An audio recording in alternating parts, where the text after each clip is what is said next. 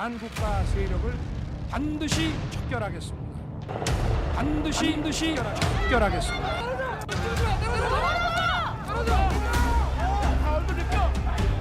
반드시 척결하겠습니다. 24 घंटे के अंदर वो हुआ जिसकी उम्मीद ना अमेरिका को थी, ना जापान को और ना ही नेटो को। यह है एशिया का बहुत ही समृद्ध देश दक्षिण कोरिया, और यहाँ सरकार से सड़क तक और असेंबली से आसमान तक आर्मी ने सब कुछ अपने कंट्रोल में ले लिया। सियोल से अचानक मार्शल लॉ का ऐलान हुआ और फिर पूरा दक्षिण कोरिया सेना के कब्जे में आ गया। लेकिन सब कुछ 6 घंटे में ही ऐसा पलट गया जिसके बाद लगा कि दक्षिण कोरिया में बहुत बड़ी साजिश अंजाम दी गई है, क्योंकि एशिया की चौथी और दुनिया की 12वीं बड़ी अर्थव्यवस्था वाले देश में अचानक ऐसा क्या हुआ कि सड़कों पर बख्तरबंद गाड़ियां उतर गईं, टैंक पहुंच गए और बंदूक लिए कमांडो हर तरफ फैल गए। सबको उत्तर कोरिया के लीडर किम जोंग उन का हंसता खिलखिलाता हुआ चेहरा याद आने लगा।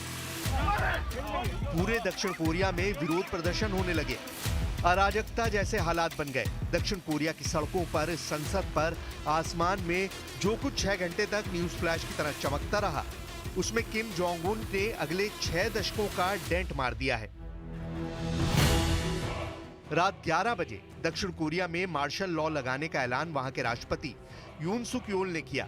इसके बाद सुबह 5 बजे दक्षिण कोरिया में मार्शल लॉ वापस ले लिया गया। इसका ऐलान भी राष्ट्रपति यून सुक योल ने किया। 6 घंटे के इस यू टर्न ने दक्षिण कोरिया की सरकार और निजाम को दुनिया के सामने मजाक बना दिया। NSKFV इस दौरान दक्षिण कोरिया में उस साजिश का धुआं उठने लगा जिसके पीछे किम जोंग उन का बड़ा धमाका बताया जा रहा है। 3 दिसंबर को राजधानी सियोल में अचानक हलचल मची। अचानक दक्षिण कोरिया की संसद को सेना ने घेर लिया। तब भारत में शाम के 7:30 बज रहे थे, जबकि दक्षिण कोरिया में रात के 11 बजे थे। तभी दक्षिण कोरिया के राष्ट्रपति यून सुक योल टीवी पर आए और ऐलान किया कि पूरे देश में मार्शल लॉ लगा दिया है।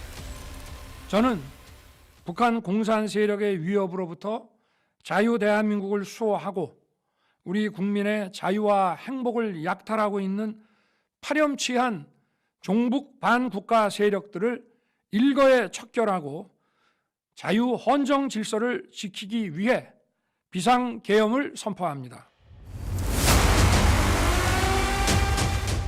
राष्ट्रपति यून सुक योल को टीवी पर देखकर पूरा दक्षिण कोरिया कुछ समझ पाता, इससे पहले ही उन्होंने मार्शल लॉ लगाने के पीछे ऐसी वजह बताई कि सबके चेहरे सन्न रह गए, क्योंकि यूक्रेन और गजा के युद्ध को देखकर पूरी दुनिया इस वक्त डोल रही है।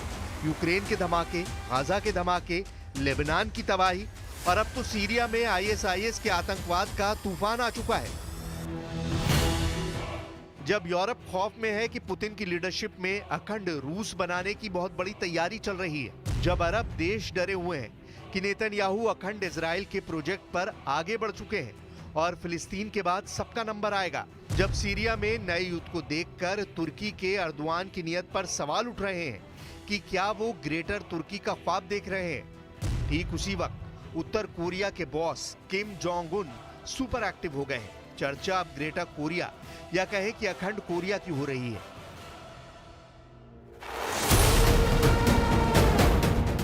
मार्शल लॉ को लेकर किम जोंग उन का नाम इसलिए उछल रहा है क्योंकि दक्षिण कोरिया के राष्ट्रपति यून सुक योल ने विपक्ष पर 2 बड़े इल्जाम लगाए।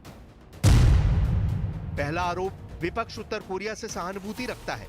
दूसरा आरोप, विपक्ष राष्ट्र विरोधी गतिविधियों में शामिल हो गया है।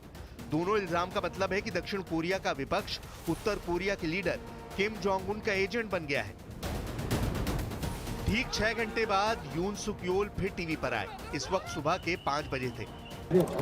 दक्षिण कोरिया की संसद में 190 सांसदों ने